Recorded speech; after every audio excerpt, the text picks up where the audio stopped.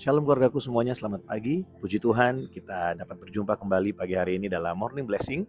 Saya akan meneruskan perenungan firman Tuhan dari Kisah Rasul pasal yang pertama ayat yang ke-8. Keluargaku, kalau kita melihat dari ayat yang ke-6, ya, ketika kita melihat konteks dari peristiwa waktu Yesus mengatakan, kamu akan menerima kuasa kalau Roh Kudus turun ke atas kamu. Nah, saya ceritakan sedikit dan saya akan menampilkan ayatnya di layar kita semua supaya saudara dapat mendapat konteksnya ya. Waktu itu murid-murid bertanya kepada Tuhan Yesus, Tuhan Yesus, maukah engkau memulihkan kerajaan Israel pada saat ini? Karena kita tahu di masa itu ya, di saat itu ya, kerajaan Israel sedang ada di bawah uh, pemerintahan dari Kekaisaran Roma ya. Karena kerajaan Israel sudah jatuh pada saat itu ya, dan mereka ada di bawah pemerintahan dari Kekaisaran Roma, dan itu sangat membuat kesulitan untuk orang-orang Israel ya, untuk bangsa Israel pada saat itu. Mereka harus bayar pajak dan lain sebagainya. Hidup mereka sangat diatur ya, dikontrol oleh Kekaisaran Roma. Nah, sebenarnya wajar mereka punya keinginan seperti itu, karena Yesus tampil di tengah-tengah mereka dengan cara yang berbeda. Yesus tampil di tengah-tengah mereka dengan kuasa, bukan hanya dengan perkataan-perkataan biasa seperti yang dilakukan oleh ahli-ahli Taurat yang selama ini bersama-sama dengan mereka. Nah, Yesus datang dengan kuasa yang luar biasa. Yesus mendemonstrasikan kuasa kerajaan Allah di tengah-tengah mereka, sehingga ada satu pengharapan dalam hidup mereka. Mungkin Yesus akan memulihkan, mungkin inilah saatnya kerajaan Israel dipulihkan ya. Namun menarik sekali apa yang Yesus berikan jawaban kepada mereka ya. Yesus bilang, kamu tidak perlu mengetahui kapan masanya kerajaan ini akan dipulihkan oleh Bapa ya. Tapi ini yang perlu kamu tahu. Yesus bilang ayat yang ke-8, kalau Roh Kudus turun ke atas kamu, kalau kamu punya Roh Kudus, kamu punya kuasa, sehingga di tengah-tengah penindasan, di tengah-tengah kamu yang mungkin sekarang bukan bangsa merdeka, kamu dapat menjadi berkat. Nah, waktu saya membaca beberapa literatur untuk bagian ini ya, kita melihat apa yang terjadi mungkin ya kurang lebih sama dengan apa yang kita alami di akhir zaman ini ya. Kita sebenarnya tinggal di dalam dunia yang sedang dijajah oleh sistem dunia, yang membuat kita mau atau tidak mau sepertinya memaksa kita untuk mengikuti cara hidup yang tidak sesuai dengan firman Tuhan. Kita seperti dipaksa untuk hidup dengan nilai-nilai yang bertentangan dengan Alkitab. Dan sepertinya ya, bagi kita di beberapa tempat, kita tuh tidak punya pilihan untuk lari dari sana. Seperti orang Israel, bangsa Israel pada saat itu. Mereka gak punya pilihan selain harus tunduk kepada Kekaisaran Roma ya. Tapi ada satu hal yang sangat luar biasa dari perenungan ayat ini, yaitu bahwa sekalipun kita ada di tengah-tengah penindasan, sekalipun kita bukanlah bangsa yang merdeka, sekalipun mungkin kita hari ini sedang dijajah, tapi kita harus menyadari satu hal. Kalau kita punya Roh Kudus di dalam diri kita, maka kita punya kuasa untuk menjadi berkat bahkan di tengah-tengah penindasan, di tengah-tengah keadaan yang sulit. Dalam salah satu literatur yang saya baca dikatakan seperti ini, waktu Yesus berkata, kamu akan menerima kuasa kalau Kudus turun ke atas kamu.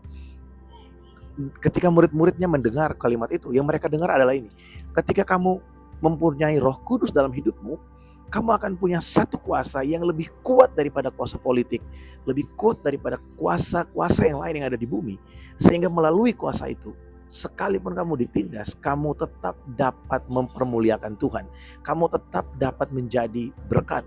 Nah, kuasa ini yang sekarang hari-hari ini perlu untuk kita sadari sudah ada di dalam kita. Roh Kudus sudah ada di dalam hidup kita, dan Roh Kudus memberikan kita kemampuan, kuasa untuk kita bisa menang dan menjadi berkat. Apa yang seringkali membuat kita gagal untuk menjadi berkat? Karena kita terlalu mengasihani diri. Kita berpikir kita masih perlu sesuatu tambahan dari Tuhan. No, kita punya firman Tuhan, kita punya Roh Kudus, kita punya perkataan Tuhan sendiri di dalam Alkitab. Seringkali kita minta Tuhan lakukan sesuatu, tapi kita gak mau baca Alkitab. Kita minta Tuhan, kita harapkan Tuhan lakukan sesuatu, tapi kita tidak mau berdoa dan tidak mau meminta dengan sungguh-sungguh. Kita mau Tuhan melakukan sesuatu, mengubahkan satu keadaan, tapi kita tidak mau mulai berubah dari diri kita sendiri. Padahal kuasa sudah diberikan kepada kita.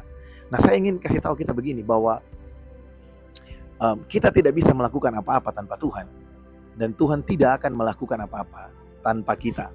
Perhatikan itu.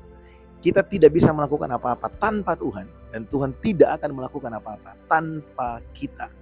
Ketika kita berdoa, ketika kita bergerak, ketika kita melakukan sesuatu, Tuhan bekerja di dalam kita. Makanya saya mendorong setiap kita, orang percaya, secara khusus untuk jemaat yang ada di gereja HCC, mari kita kejar, kita melihat bagaimana Tuhan yang sudah hidup di dalam kita, ada Roh Kudus di dalam kita, yang sudah memberikan kita kuasa supaya kita menjadi berkat. Jangan menjadi orang yang mengasihani diri, selalu minta sama Tuhan tanpa menyadari, ya kita seperti dibuat terbuai dan lupa bahwa Roh Kudus tinggal di dalam kita. Dan sekarang saatnya kita bergerak, kita menjadi berkat untuk orang-orang yang ada di sekeliling kita. Keluargaku, biarlah perenungan pagi hari ini menguatkan kita, membangkitkan semangat kita untuk kita melayani Tuhan melalui hidup kita. Jangan pikir pelayanan itu hanya yang ada di mimbar. Memang perlu pelayanan di gereja sebagai worship leader, singers, penerima tamu, dan lain sebagainya, bagian-bagian yang ada di gereja. Tapi ada satu pelayanan yang seumur hidup akan kita lakukan, yaitu pelayanan terhadap orang-orang yang ada di sekeliling kita. Pelayanan sosial, bagaimana kita melihat keadaan yang kurang di sekeliling kita dan kita mau untuk membantu. Dan kita mau untuk memberikan hidup kita, menolong orang-orang yang ada di sekeliling kita, supaya mereka dapat melihat Kristus di dalam kehidupan kita. Puji Tuhan, biarlah perenungan pagi hari ini menguatkan kita dan menginspirasi kita semua.